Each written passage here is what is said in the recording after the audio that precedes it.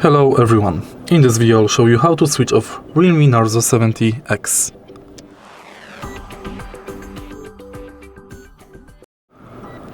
To switch off Realme Narzo 70X, first you have to enter power menu. In order to do it, simultaneously press power button and volume up button to go to power menu. Now select power off. It's the same procedure as on any latest Android smartphone. If you want to only use power button for power menu, let's go to settings and next go to gestures.